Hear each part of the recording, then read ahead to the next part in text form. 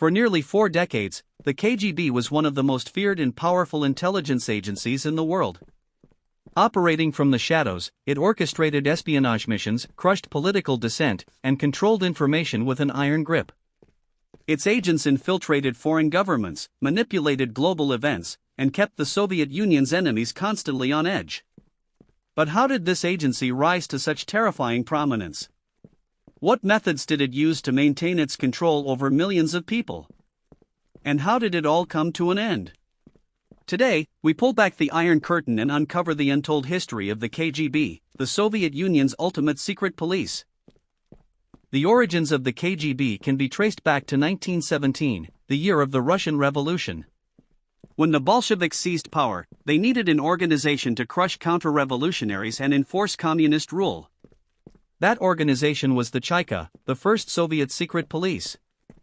The Chaika, under Felix Dzerzhinsky, became infamous for its brutal tactics, mass executions, forced labor camps, and a network of informants that made resistance nearly impossible. Over the decades, the Chaika evolved into the NKVD under Stalin, carrying out purges that led to the deaths of millions, including political rivals and ordinary citizens suspected of disloyalty. But after Stalin's death in 1953, the Soviet Union sought a more centralized and structured intelligence agency. In 1954, the KGB was officially born, inheriting the immense power of its predecessors. Unlike the NKVD, which was associated with Stalin's terror, the KGB positioned itself as a more professional and calculated force. But make no mistake, it remained a ruthless guardian of Soviet interests, both at home and abroad. The Cold War wasn't just fought with nuclear weapons and military standoffs. It was a war of intelligence, an invisible battle between the KGB and its Western counterparts, particularly the CIA and MI6. To gain an edge over the West, the KGB deployed some of the most skilled and daring spies in history. They specialized in deep cover operations, placing illegal agents living under false identities inside enemy nations. These spies would spend years, sometimes decades, gathering classified information, infiltrating governments, and influencing political decisions. One of the most famous cases was the Cambridge Five, a group of British spies who worked as double agents for the Soviet Union. Their leaked intelligence compromised Western operations for years, allowing the USSR to anticipate and counter many of the CIA's actions. The KGB also invested heavily in disinformation campaigns, now known as active measures. They spread fake news, forged documents, and even used psychological warfare to manipulate global events. A prime example was Operation Infection, a propaganda effort to falsely claim that the US government had created HIV/AIDS as a biological weapon. This fabricated story spread worldwide, sowing distrust and damaging America's reputation. At the same time, the KGB was deeply involved in technological espionage, stealing military and industrial secrets to keep the Soviet Union on par with the West. Soviet agents infiltrated major tech companies and even NASA to gain access to advanced computer systems, missile technology, and nuclear secrets. While the KGB was busy battling the West, it was also keeping an iron grip on the Soviet people. Unlike Western intelligence agencies, which primarily focused on foreign threats, the KGB had another mission: controlling Soviet society. The agency had eyes and ears everywhere. Agents monitored telephone calls, intercepted mail, and planted informants in universities, workplaces, and even families. It was said that no Soviet citizen could speak freely without the risk of being reported.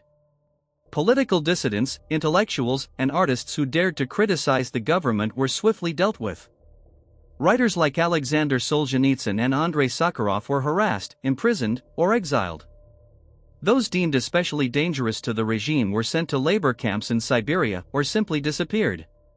One of the KGB's most feared divisions was the Fifth Directorate, responsible for suppressing ideological subversion.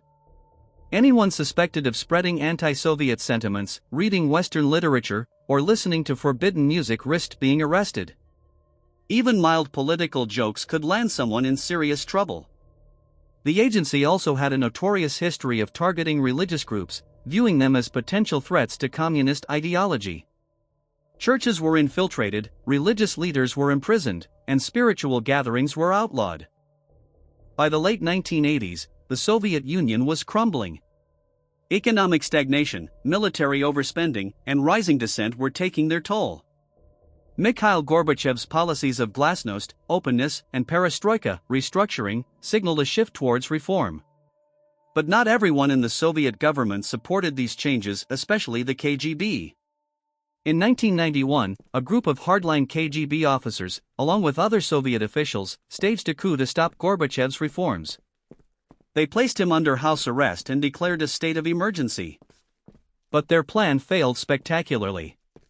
The Soviet people, led by Boris Yeltsin, resisted, and within days, the coup collapsed. The coup's failure marked the beginning of the end for the KGB. By December 1991, the Soviet Union had officially dissolved, and the agency was disbanded. However, its legacy didn't disappear, it was simply rebranded. Though the KGB ceased to exist, its influence remained deeply embedded in Russian politics and intelligence operations. Many of its former operatives transitioned into the newly formed FSB and SVR, the successor agencies of the KGB. One of the most notable former KGB officers is Vladimir Putin, who rose through the ranks to become Russia's leader.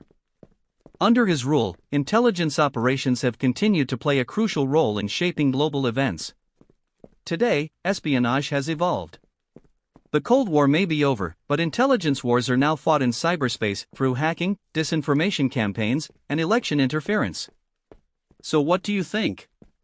Was the KGB just a tool of Soviet oppression, or was it a necessary force in the geopolitical chess game?